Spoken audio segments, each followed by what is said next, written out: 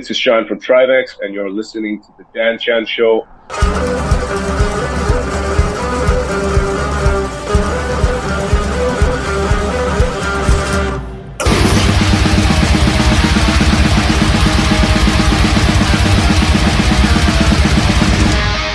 So tonight I'm joined by Shayan from metal outfit Trivax. How are you doing this evening, mate? Very good, man. Very good. And also very well pronounced, I must say. Which bit? Well, actually, both the first name and the band's name, both That's done good. correctly, which is doesn't always happen, So when it does, I appreciate it. I'm pleased about that. So you're currently in Berlin, and what are you doing in Berlin at the moment? A bit of a Christmas shopping for a bit of a Christmas market trip? I came to see there's a festival a few days ago with Darvaza and Miss Derming. Obviously, they're good friends of ours. So I pretty much just flew across last minute, to come and see them, as I've got lots of friends in Berlin. Never actually been here before until now. And I also have a few clients in Berlin as well. So I've come to sort of work with them and train with them and sort of show them a few things. But yeah, that's kind of just like a random last minute trip that I ended up coming over. And obviously Trivax are playing the festival with the same promoters in April with Daylight and Lucifer's Child, I believe. So yeah, it was just kind of like to get a little bit of a taste for what's happening in Berlin. Nice. It's a great city. And just before we get into the music, you're talking about your clients. You're talking about your fitness side of things, right? That's right. Yes. Yeah. I have got some folks down here, and there's also a couple of ladies they're sort of friends together, but then I'm coaching both of them. So I showed them some stuff, and then we were training, and it's been very productive. There's never a dull moment, I feel, and that's how I like it to be, It's the way it should be in general life, mate. Right, let's get onto some music. So there's a lot I want to get into with you regarding your past and before you made it over to the UK and Europe in general. But first, I want to talk about your brand new album now. I hope I get my pronunciation right. Is it Eloah Burns Out? Is it Eloah? Is that right? Eloah? Eloah. That's right. So that's the third pronunciation you got right. So win. Burns Out. It dropped at the beginning of October. It's a fantastic record, man. Congratulations. How's the response been so far? It's been quite overwhelming, man. I mean, we worked so fucking hard on this thing. We spent a very long time on it, and we got to a point where we thought it might never actually come out, just because we actually finished the recording, the mixing and mastering by late 2019 for this album, right. Believe it or not. But wow. Yeah, obviously we all know what happened after that. And then, we were having unexpectedly, we were having a bit of a hard time getting a deal for the record. Not because people, not because we weren't finding the right options, but it was just because it was difficult to get through to the industry at that time, just because there was such a massive backlog and we didn't have one going into the recording of the album, because obviously, as you've heard now, it certainly precedes our first record, and that's always a difficult one to sell until it's actually out. So, yeah. But yeah, in the end, we actually got the perfect partnership with Cold Never Dies, and then eventually the album came out. And honestly, I almost feel like the wait, not almost, I certainly feel that the wait was worth it, because it seems like somehow the timing of when the album came out, all the stars aligned, and then Azrael, our music videos, I'm sure you might have seen, seemed to absolutely precede all of our expectations in terms of the feedback and the response that it got, and the same applies to the album as well. And really, the whole thing has just been overwhelming, but also in a fitting way, So it's kind of like we accept and are very much in terms with the positive feedback that we're receiving, without sounding arrogant, of course, just because of how hard we worked on this and how much every single second of this album is something that poured out of our hearts. So yeah, couldn't be more proud of it. So how frustrating was it? You had it finished in 2019. You've waited 4 years, effectively, 3 and a bit years, maybe. How frustrating was it? How close were you just to go, fuck it, let's just chuck it on something? Were you ever close to just releasing it? It definitely gave us an element of, I've been enjoying saying, creative blue balls. However, I have to say also that, quitting and giving up has never been in our DNA. Mm. If you want to look at our history and what we went through, whether it was what we experienced in the Middle East or whether it's what we have experienced in the UK to some parts, like it's still not necessarily an easy thing to be in a black metal band Mm. alongside the responsibilities of life and certain other things Mm. that life might throw at you. But we've actually always found that to be a fuel. So if things become difficult, we just push even harder. And Yeah. I've it's one of them things. Yes, of course it was frustrating. Yes, of course we considered option of like, oh, should we just release it ourselves, or should we like perhaps like even other thoughts that are even more negative. But however, that's just not in our blood. We're No, sure. gonna when I things get understand. challenging, we only push harder. And now that it's out, we couldn't be even any happier, really. Absolutely. So let's go back in time. We're talking about more years than I thought. How was the recording of the album? How do you go about writing and recording? What's your processes? And how has it changed from anything you did previously back in the Middle East compared to anything you did in the UK? Or was all your records have been solidly UK releases? Uh, okay, so I'm going to go with the latter part of the question first, because that's actually very important. So, all of the releases that we have had have been recorded in the UK Mm. and published also whilst we've been here, because obviously we've never gone back for the very obvious reasons. Mm. It's not like that was even an option to begin with. But yeah, so most of the material that I wrote when I was in Iran. We first of all never really had the recording facilities for it, and I mean at that time there was not even any studios that were able to record actual drums. So that was the first thing. I didn't really have contacts for any producers or anyone else at that time. We did have songs that sort of bled into the later eras of Trivax, and some of them may have even made their way to the third album, which is not even recorded yet. But obviously that's a little bit too early to be talking about that one. Yeah, But yeah.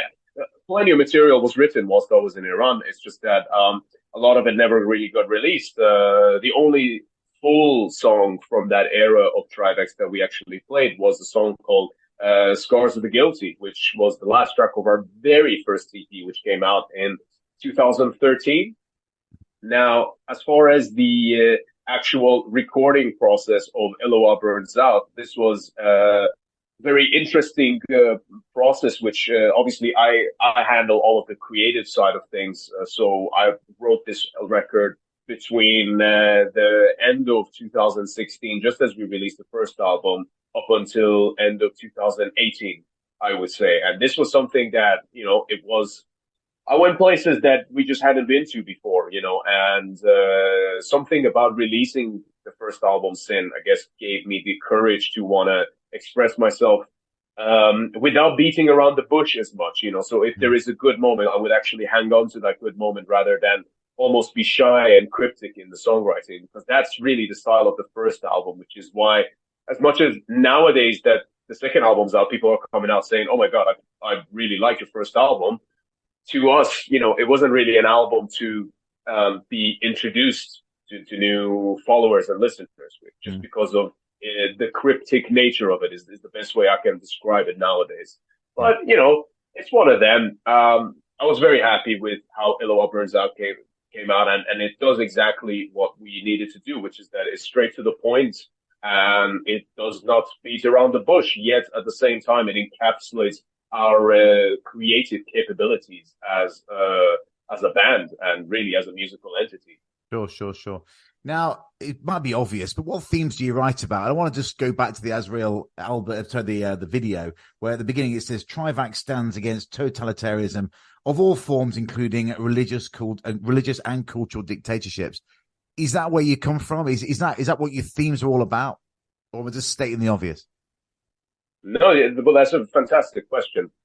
I would say that that's not necessarily our theme at its core. However, it's at the core of our message and the initiative which actually pushes us to do what we do to begin with. Yeah, I love it. Yeah. Now, as far as the actual lyrical themes of this album, but this almost coincidentally ended up being a somewhat of a concept album where we were mostly talking about the subject of death. However, this was done from multiple different perspectives. Now there's the death of one that the murderer causes. So it's the one of the perspective of the murderer, such as songs like Alpha Predator. Then there's the death, which is the angel of death, which is Azrael. And there is a blasphemous connotation to that particular song because it's essentially pushing Azrael to have its own will outside of God, which is not really something that's written anywhere in scripture, but that's kind of what we are playing with, almost saying take everything, not just one thing. And that's kind of like, it's more of an exercise, I would say, which we can definitely get into the spiritual side of that as well. However, yeah, this was really the theme of the record, and then at the very end of the album, the song Dar Akhir Dunya, which means at the end of the world, that's basically the end of God and thus the end of the world. And the God is the spiritual God is in parallel with the sun of our solar system. So Eloah Burns Out is the burning out of that one singular omnipresent deity, thus ending the world as we know it. Now that track, and I think it's that track and the Azrael track. You're using traditional Persian instruments. You're using a track with with Farsi, the Western Iranian language. How important is it to reflect on your past with regards to some of your old traditions? It's very important. It's not something that is planned as such, meaning that we're not doing it just because, there's the label of, here's a band that was originally from the Middle East. So they're supposed to sound a certain way. They're supposed to play certain types of scales. I don't necessarily vibe with that. However, when it comes to the usage of our own traditional instruments and things, that's something that comes very organically, I would say. So to me, at the time when I was coming up with the intro to Azrael, I wasn't even thinking that, I need to do this because this is what people expect of us, but rather I'm doing this because I want to ram this down everyone's throats. So it was kind of like that was kind of the perspective really, and it's always been like that. So, it's not necessarily for the sake of acceptance, but rather just connecting with our own roots through a very organic and mutual perspective more than anything. I mean, you released that video for Azrael back in the summer, I believe. It's a very thought-provoking, shocking piece of media. You say you're in control of a lot of the everything to do with the band. How important was that video? Where did the concept come from, and how long has it been in the pipeline? Oh, great question. Very relevant question because it's not one I've been asked often, even though everyone's obviously seen the video by now, or at least I would hope most people have. If they haven't, they're obviously more than welcome to check it out. But the ideas for that video actually go back at least maybe 4 or 5 years in my head.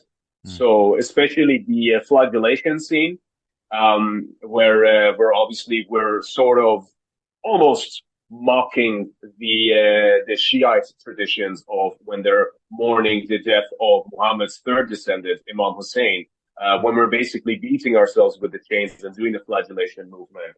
That actually was an idea that it was in my head going as far back as 2019, if maybe even 2018. And there's a reason why when you listen to the track on its own, you can still hear some chain sound effects over that riff.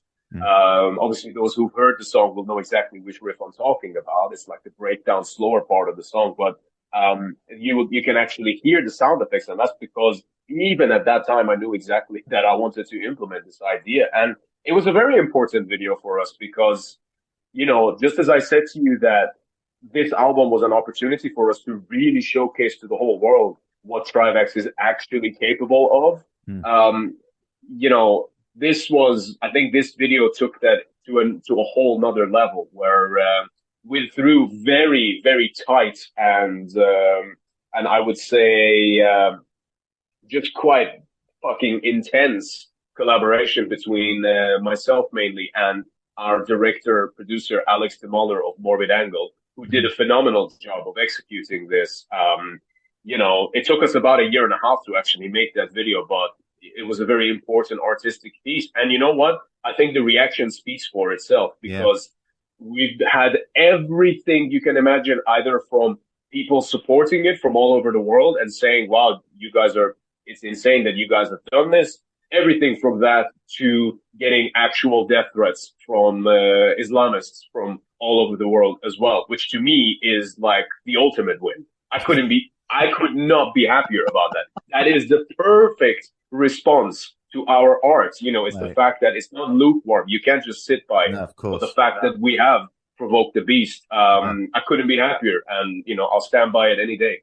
Well, before we get, I want to get a little bit more into your Iranian background, but one more question about this album. That album cover is a stunning piece of art. You know, how did you commission it, and how much of a say did you have in it? It's an incredible piece of work.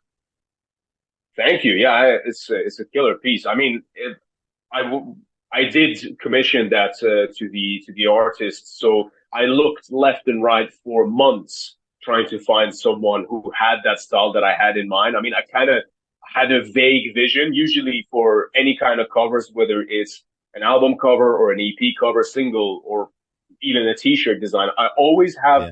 somewhat of a preconceived image in my mind before it actually comes into existence. And I guess the same applies to even the video, because that was very much the same. But yeah, so for this cover, I found this artist in Indonesia called Waguna Wiryawan, or W/G. And I basically said to him, I said, "Hey man, your style looks insane because it's all dotted work. All he Mm. does is dotted, like, I think, ball pen on paper. And actually, the artwork that you see, the piece of paper for it was not that big. Mm. So it was only about the size of an actual vinyl, basically, Wow. like a 12 vinyl. Mm. And the detail that he was able to execute on this was truly phenomenal. And yeah, basically, I gave him the idea. I explained the concept of Eloah Burns Out, which I already mentioned what that means. And yeah, he did one initial sketch, and then I actually was happy with the initial one, but he wasn't. And then he went on to do another one, and then it basically turned into what it is now, which I think is really one of those, like, it sort of turned out to be one of those classic album covers that you can just hold it in your hand in a vinyl and just keep staring at it, and you'll never run out of things to look at. Absolutely. It's going to look great on a t-shirt, that is. Yes, thank you. Yeah, we look forward to getting those sent out there for sure. So let's go back a little bit. You know, we've touched upon a little bit. I want to get a little bit deeper on it, if you don't mind. I want to get to know about how a lad from Iran made his way to the UK. You know, was there a catalyst that made you make the choice, or did you not have a choice? And what was the situation? You know, there's a multitude of factors that went into this whole thing. Obviously, first and foremost, I would go as far as saying that I knew I would one day leave Iran to do something that would mean following my own path, even as young as, I would say, 8, 9 years old, because at that time actually had an obsession with either becoming a DJ or a pro wrestler. Right. So I suppose in the grand scheme of things, I'm not actually that far off from that initial idea either, which is, Well, wrestling's massive in Iran, isn't it? Some big guys there. yeah, yeah, but I mean, like, WWF Oh, right. for Okay. wrestling. Yeah, yeah. I had an obsession with that. In fact, just as a random small anecdote here, when I was maybe about, I think, 11 years old, I used to buy non-alcoholic beer in Iran. Obviously, you can only get non-alcoholic beer if Yeah. you're caught with actual alcohol. You go to prison for that and you get 80 lashes. But I used to, as an 11, 12-year-old, I used to buy like multiple cans of non-alcoholic beer, and I used to smash them together in school and drink them as if I was Stone Cold Steve Austin. So this was me as a kid in the Islamic Republic of Iran, you know. So I was already very much on that kind of a path anyway. And to me, just with my general personality, where my interests are, even at that age, you know, when I discovered metal, which started by Metallica, I must say, through complete means of accident, when that happened, everything changed. There was just something about metal just fit my personality like a glove. It still Mm. does to this day. You know, Yeah. there's just that element of just empowerment, really, that you can get from it, that Yeah. element of independence, Yeah. the effect that it has on thought, which is not something that you really find anywhere else in this world. For me, was just a very powerful concoction, and from there, I would say from age 13, 14 onwards, I was like, I'm going to dedicate my life to doing this. And which of course it did. Yeah, good. That never went back. That's exactly the reason why I'm sat in Berlin right now. So Mhm. that never went away or changed. It wasn't a phase. But the thing about it was that obviously Iran's a country where metal is completely banned. It's illegal, and any sort of anti-religious or non-religious activities or any kind of activities that don't perfectly align with the views of the Islamic government of the country can lead to pretty severe punishments, actually, and in some cases even execution. Mm. So if the government can prove that somehow the music that you're singing is anti-religious or anti-government, and the two in their eyes are not actually very separate, which Yeah. again is how the state gains control. We can talk about that side of things too, of course. Please, But yeah. as far as if that happens to be the case, then you basically lose.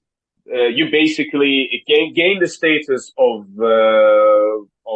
being mortad, which means that it's every Muslim's duty for you to cease to exist. Right. So so that means that even if it's not the government themselves that kill you, the average citizens Yeah. have the Yeah. right to take your life or report you to the authorities. It's Yeah. very much kind of Orwellian kind of a fucking nightmare that Yeah. you did It's there. like the Which same is why I'm situation with always Salman Rushdie, the Satanic Verses. There's been a fatwa on his head for how many years? 25, 30 years?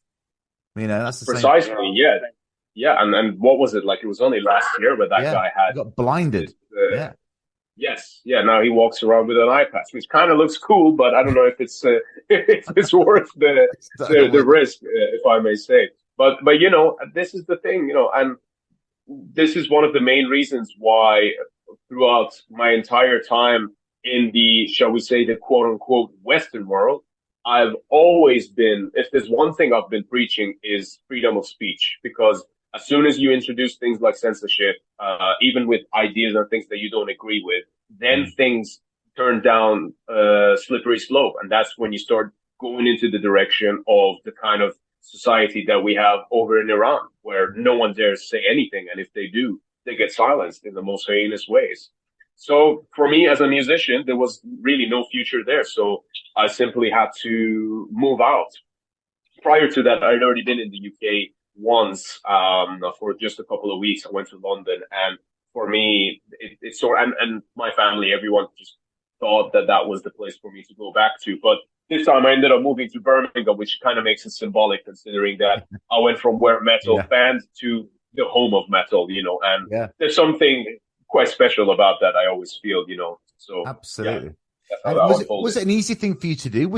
Was it like an escape? Was it easy to move? Was it can you return to Iran? Would you have returned to Iran? Maybe if things changed there.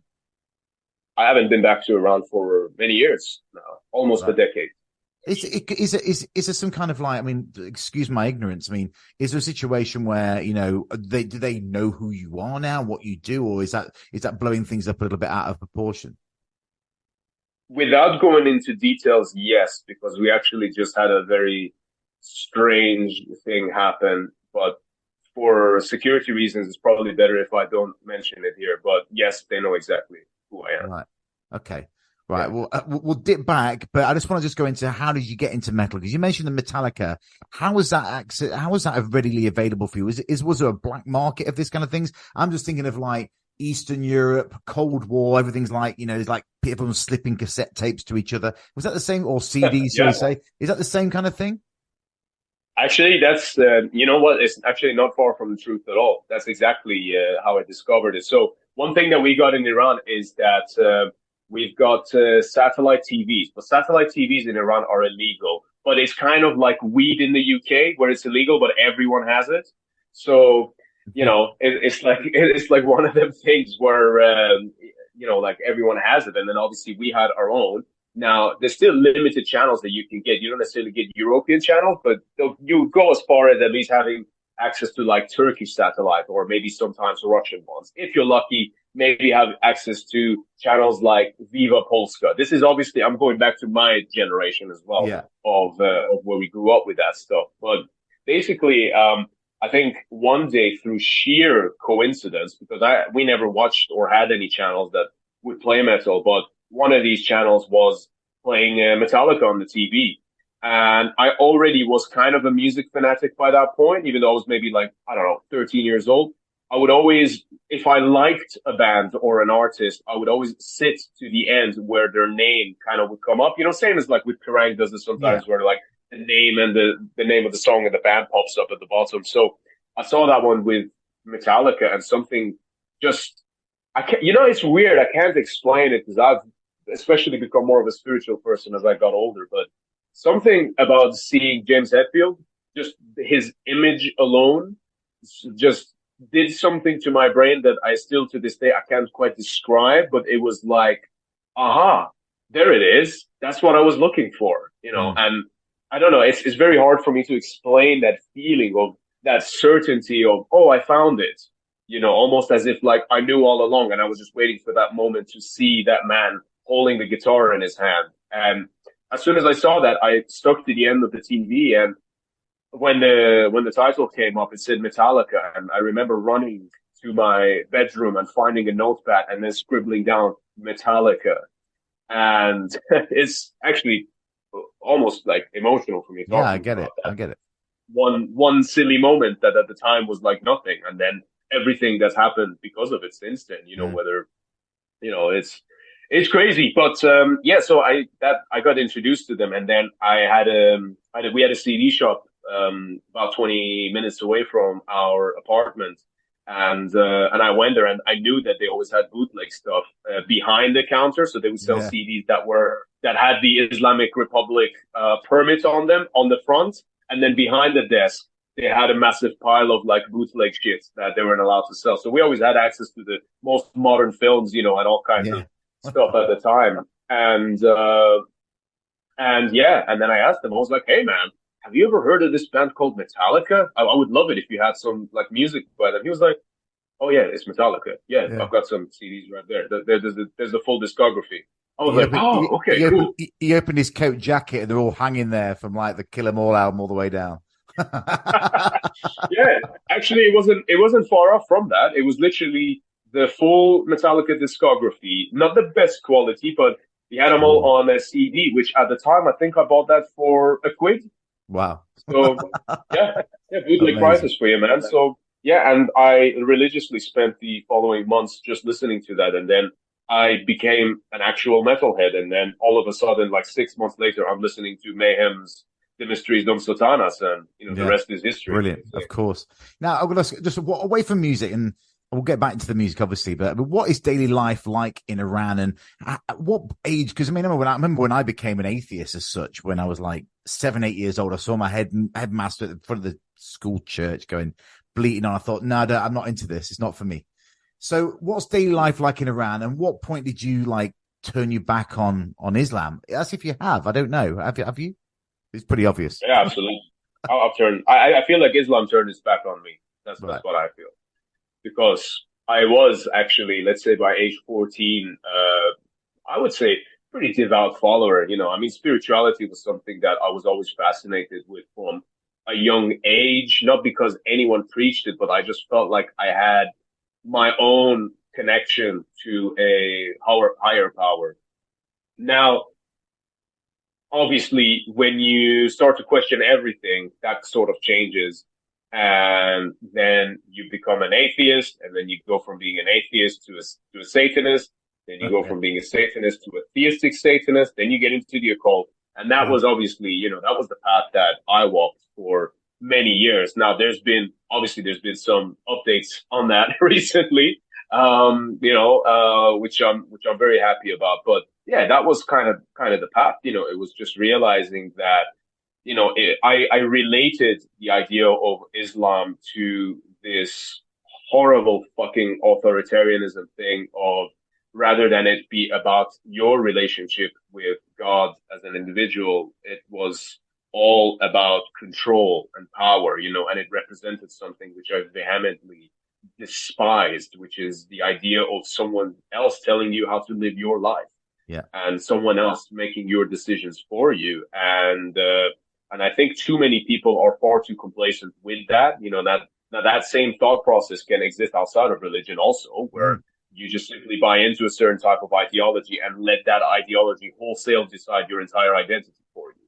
That's not something that's compatible with me, nor my standards, nor my just personality in general. So once I think the thing that initially really put me off Islam was I would always question my teachers because I was genuinely interested to know more. And then we reached a point that I basically broke every single one of them. And this was over the rule of the Quran, which was that once someone is a Muslim, even if they're born into it, should they choose to turn to anything else, whether they want to become an atheist, a Christian, Satanist, Jewish, whatever, Mm. if they do such a thing, then they become mortad, which, as I say, means that their blood is halal and that they can be killed. And that was something that when I was a teenager, it just did not sit well with me, and I totally and I kept questioning them and grilling every one of the teachers that I knew, and no one could give me a straight answer. No one could give me a satisfying answer. In the end, they all got tired and said, "Oh man, you should really go read some books. This is difficult to explain to you," and that's just not a good answer. That to me means that they themselves did not know the answer to that question, and that they simply had to justify it because it was a part of their faith. Yeah. And like I said, I'm not one who's a fan of wholesale ideologies ever. So that was kind of like the start of things. And obviously, as I was finding my own individualism and personal liberation through metal, it sort of exaggerated that further. Then, when obviously through the scope of black metal, you come to realize that, oh yeah, shit, actually, these bands are quite heavily anti-religious. That Mm. was actually, believe it or not, something that I almost found off-putting at first. I Yeah. was like, well, why would you do that? And then I sort of started coming out of my own shell and I started like sort of peeling off these skins and thinking, well, hang on a minute, this is kind of bullshit anyway. So, so, you know, that's sort of where that path went down. And for many, many, many, many years, this resulted in extremely not just rebellious, but just very destructive behavior. You know, it's actually a blessing, if I may say, ironically enough, Yeah. that Yeah. I am still alive and I didn't get killed for some of the shit that I did. Well, you can understand why after you explain why this music was banned in Iran. If they don't like it, you know, that's how you turn out when you start seeing the other side of things. Now, there was nearly a youth revolution some time ago. You know, how close was it to topping the regime, and how close did you keep tabs on that, hoping that something might happen, or was that just never going to happen? Hmm, great question. I didn't personally think anything was going to happen, first and foremost. Did that mean that I was going to stop supporting people? Did that mean that I was going to not do anything about it? No, I just deep down, you know, like you have to understand that in order to topple a regime, first and foremost, you need certain ingredients. All right. And as tense as things were, as intense as things got there for a moment, I think they got close. Don't get me wrong. They got very close, but you have to look at these things mathematically, not emotionally. Mm. It's not like a football team that you're supporting, hoping for a certain Yeah, specific yeah, yeah, ending. yeah, And that's why I, logistically speaking, did not think that was going to happen. But also, I was, as much as I despised that fucking government, there was a degree of apprehension on my side, admittedly, purely because I knew that there were other external influences. And yeah, it's a very difficult thing. You know, like Iran, the government of Iran could only be changed internally. If an external force does this, then the whole country is destroyed because your land as a country is everything that you have. If you don't have land, you are nothing. You know, there's a reason, you know, I can go into more of a definition of why that is the case, but you know, you can look through history and mm. see what the definition of those or just simply having a map and boundaries and borders really is. But yeah, it was something that I just more than anything in solidarity with the people of my country. I was also very much just in sorrow about it more than anything, because I knew that if the government doesn't get toppled, that's a terrible thing for the Iranian people. Mm, If the government does get toppled, again, that could have still been a very thing for the Iranian people. So mm, all that happened, all of those pressures, which we know that there were obviously some other external involvements in that. There's a reason why the media covers things in a certain specific order, shall we say. But you know, either way, it all it did was cause more suffering for my people. mm. That's the way I look at it. So I have very, very complicated feelings about that. And I'll bet you anything that there will be other Iranians listening to what I'm saying now who would totally disagree, saying, no, they should have won. They should have done this and that. But what I got to do is sometimes just take emotion out of it and Yeah, look of at things course. logically. And Yeah. when you look at things with logic, especially in the world of politics, there's never solutions. There are only trade-offs. Yeah, of And I course. think that in these trade-offs, the Iranian people would have been losers regardless, Mm. if I may say. I mean, I really appreciate you talking through these subjects with me. You know, it's fascinating. But let's go back to the music. You know, you left Tehran. You know, you started the band in 2009. How quick did you start the band, reform the band as soon as you got to the UK? How quick was that? Was it like the first thing you needed to do as soon as the wheels touched down? Well, yeah, actually, because I came over here with a white B series guitar on my back, um, that I later got signed by Kerry King actually, and then I fucking Nice, sold it for nice. nothing. It was a stupid move on my part, but yeah. Anyway, I came with a B series guitar. Why do I say B series? Like, what significance does that have? They're not even particularly my favorite guitars, but I mentioned that because they're mostly um connected to extreme metal. Mm, So to me, I had this very clear vision from the very first second I step foot on that plane that I am going to the UK to play black metal and have one of the most killer fucking bands that the world has ever seen. So to me, like that was clear. It's still clear to this day, by the way, that never changed whatsoever.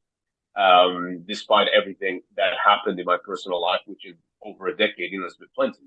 Um, so, you know, when I look back at it, it looks like there's only 2 months between me landing and forming the band. Less than 2 months before I did that, right? But at the time, it felt like a lifetime. Because to me, any day that I spent without Trivax reformed as a band felt like a wasted day at that yeah, time. yeah, yeah. You I know what I get it. mean? Yeah, yeah. So I was advertising left and right, meeting up with people at rehearsal places who would always show up late. And I was just like to them, I was just some young kid from Iran who just came over here. And Brummy kids, as I'm sure you'll probably understand this, Yeah. but you know, the fire and the passion that I had at that time, at that age, was not something that was matching the ones of people who were there. Like I would sometimes say, "Oh, we should really rehearse. We should really come and perfect these songs." And the response was always, "Oh, I can't be bothered." So it was like, like I had to deal with that for years before Yeah, yeah, people actually knew who I was and what I was doing. And then, yeah. I had to really set the bar. But yeah, it was really difficult, really, really difficult. But I got lucky and I got to meet my drummer who's still with me to this day, and the couple of guys who used to be in the band before, and yeah, I just basically showed them. We reformed on the 4th of December 2011, and I showed them these riffs, and I said, "Hey guys, this is my story. My name's Shayan. I've come from Iran. This is the name of the band. It's called Trivax. We've actually done these illegal shows there. It made a lot of noise, but I'd like to continue that here. Are you game?" And everyone was, to my surprise, was like, "Oh fuck yeah, that sounds great. Let's do that." So then that was it. There was a lot of culture shocks and things that I had to go through to get adjusted to the British ways and perhaps adjust some of the British ways to mine. How but how easy? How you mentioned earlier, you said you had problems in the UK. Was it easy to get into the UK to do your thing? Did you envisage any problems? Did you have any problems? you know what? I think in all honesty, in hindsight, it could have been so much worse than it was. Mm-hmm. I think my issue was mostly from two perspectives. One was obviously the immigration side of things that can get very complicated. Even as the years go by, it's not something that just fixes itself. And honestly, it can feel like a bottomless pit. That doesn't matter how much money you throw at it, it's never enough. Right? So that's the first thing. And I didn't come across as a refugee. That's probably an important thing to mention as well. Neither myself or Solly, our bass player, are refugees. We've basically worked our way through here. Yeah, So yeah. that's an important thing to keep in mind as well. And obviously, again, that's its own thing. We probably could have done that, but we decided not to. The other thing is that it's honestly culturally, um, I feel weird saying this now because my own personality has changed so much, and I've got friends from all over the world. But growing up in Iran and then all of a sudden moving to the UK at a relatively young age is not it's not easy, because yes, Mm. you're in the same society. Yes, you're paying you're with the same money and you're, more or less speaking the same language. But my God, the cultural difference, the personal things is so different. And honestly, not to go on like a massive tangent here, but one of the things I'm the most proud of is the fact the, that I gained the respect of not just everyone here who I performed with, not just everyone who, I don't know, would be it like promoters or people who at the time thought, oh, who's this kid from Iran? But most importantly, the fact that I gained the respect of the parents of my bandmates, not just the guys who are in the band now, but all of the ones who came before. That's something that I've valued a lot Yeah. because I could certainly tell that that's not something that was there from day one, Mm. and I gained that by delivering results with Trivax and proving myself as a human being. So that's something that, I always feel very, very proud of that one. Because going back to Sully, he had a problem, his own problems in Syria, didn't he? I think he even served some prison time, didn't he, in Syria? Is that right? Yeah, yeah. He was kept in a basement in his underwear in a cell with 12 other guys for 3 weeks when his parents didn't know where he was, all just because he was playing in a basically Metallica cover band. Yeah. Wow, that's it's. How did you find each other? We found each other through a show that we were playing, I think around 25th or 26th of November 2014, perhaps the 24th. Yeah, we were playing at the Sheffield in the venue called South Sea at the time. This was in Broom Hill, and Sully was playing bass with this other band that we became friends with, and Trivax and them were playing together, and we just met there for the first time, and you got to think Shayan of 2014 was a different kind of an Mm, animal as well, mm, and mm. it's possible that the venue only paid Trivex 3 quid, and as retaliation, I may have actually tried to destroy that venue. So, so obviously not necessarily that's not the way I conduct business nowadays, but yeah, that was our first time meeting, and there was that element of wow, we mean what we do and you mean what you do. So, let's connect. And we Yeah. actually did some tours together and we did lots of shows with Sully in his other band before he actually joined Trivex in early 2018 in the Yeah. end. Awesome. Now, talk about Perfect on shows. What is the agenda for shows going forward? What plans do you have for 24 now at the end of this year? We've got plans. We're going to do some stuff. But at the moment, the only show we've got announced is the Wild Nacht in Berlin. Actually, the same Yeah. festival that I attended one of the Yeah. editions just a few days ago. So we will be playing there. There may be actually I don't want to give too much away, but there may be some extra additional stuff that I will be doing at that festival. But yeah, with Trivex, we're hoping to pretty much conquer the world at this point. So for anyone who's interested, they can of course get in touch with our agent Tito, and we're gonna take it from there, man. We're gonna keep pushing Amazing. forward and play as many places as possible. Love All it. right. What's a show like? What can we expect from these future shows? I can see it's going to be pretty intense from your imagery and some of the pictures and images I've seen and videos I've seen from your other shows you've done this year. Yeah, you said it, man. It's really, really fucking intense. I mean, just the whole experience. It's something that I don't think videos really do it justice. It's something that it's an energy that you feel. Obviously, there is a spiritual element to what we do, but more than anything, there's that fire. There's that fucking fierce rebellion that's just burning like charcoal in all of our hearts, and that's the thing that you're gonna get. That all of that gets projected outwards in a nuclear fashion, and that's really what the Trivax show is all about. It's high Yeah. energy, high intensity. There are some atmospheric elements to it, but it's not the kind of black metal band where you go and watch some guys in leather jackets just stood there staring down at their instruments. We're right in your fucking face, and there's no way to escape the fire on stage. Love it. I can't wait to see it next year. I can't wait. You, like me, get to talk to some pretty cool people. You know, you've got a podcast called, I'm going to say this right, Iblis Manifestations. How did that come about and what's the topic? I've had a quick look and quick dabble into it. It looks pretty cool. Thanks, man. Also, that's the fourth correct pronunciation. Iblis is Iblis is great. Yeah, it's been such a cool thing for me because not only it's allowed me to be able to express my own thoughts, which is really the main reason why I first started it, but it's also allowed me to communicate with some of the artists and musicians that I truly respect the Mm, most. mm, And I've actually grown a lot as a person just because of this whole podcast business, because it's got a very cool underground niche community following it. And it truly is a community at this point, mm. of there's so many messages and so many personal things that I've received from followers and listeners. But basically what we do, for anyone who's never heard of Iblis Manifestations before, is that I basically have long format conversations with artists, sometimes entrepreneurs, sometimes designers, sometimes, like everything, people of all sorts who are active in a, shall we say, especially in a counterculture fashion, and people who you don't necessarily see in a mainstream setting, and then trying to pick their brains on certain things within life.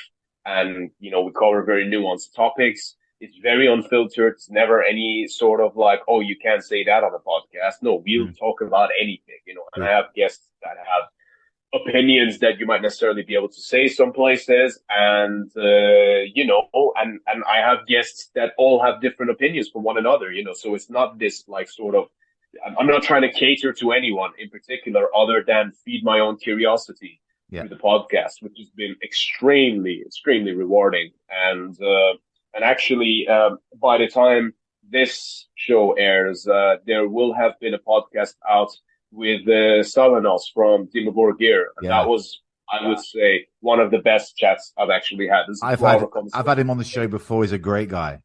He's a great guy. He's fantastic. He honestly probably was one of my favorite guests to have, other than the fact that obviously I spent a considerable amount of time listening to those guys in Yeah. Iran. Yeah.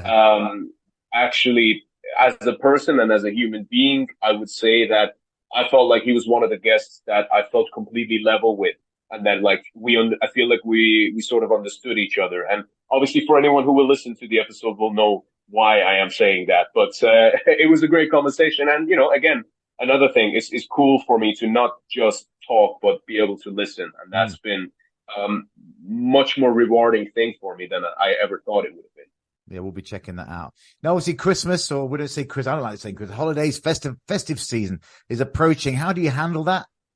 Being an ex-Muslim living in the UK, not giving a shit about religion, which I don't either. What's Christmas like for you?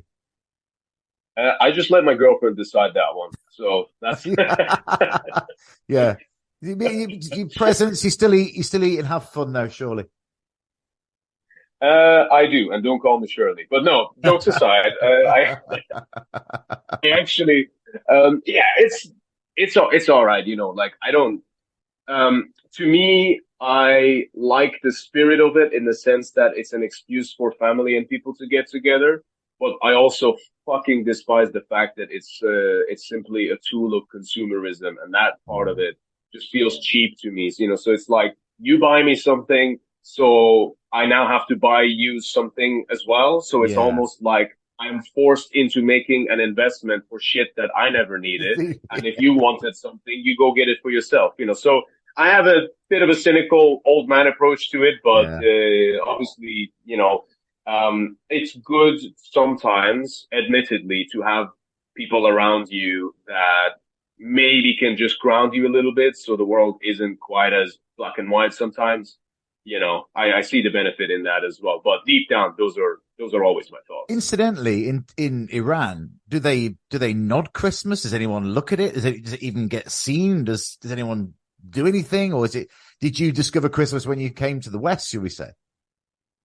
Uh, Great question, because this is applicable to me in a very relevant way. Because when I was in Iran, obviously no one there celebrates it, not openly. To them, it's some bullshit infidel holiday. So for for uh, for for me and my family, my mother especially, she's a very open-minded. She's a very should we say, progressive person by the standards of an Islamic country. Mm, And I credit much of my own open-mindedness to her in a lot of ways.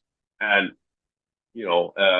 she would always use the satellite TV to put on Christmas programs during Christmas, just because that's what was being celebrated abroad. And, right. she always had this fascination of the West and always being very respectful towards Western traditions. Mm, So I took on some of that inherently. Now, obviously, when I came over here, then there was a degree of being a little spoiled. When everyone's having it, then it's not as cool, kind of thing. You know what I yeah. mean? Yeah. So I kind of like saw it for what it was, but I'm mature enough to be able to say that I can, of course, see the positive side of it. Spend, like any excuse to spend time with family, to get together, to unplug from the world and Yeah. actually enjoy each other's presence and That's right. company Yeah. is one that I always respect and I cherish, because it's one that I haven't been able to do for many years since coming here. Yeah, I agree with that. And this is my final question. I think you're deep enough and intelligent enough to answer this question, if you don't mind. If you could know I the hope answer, so. if you could know the answer to one thing, what would the question be? What's beneath the Vatican? Oh, that's a very good. That's a very good one. I love that. There's other ones we could say about that as well. I love it. Shayan, thanks for joining on the show. I really appreciate it. The music's awesome. Looking forward to hearing what's coming up in 24, and good luck with everything. It's absolutely my pleasure, brother. And thank you so much for having me on. And thank you for giving Trivax an opportunity. I really appreciate it.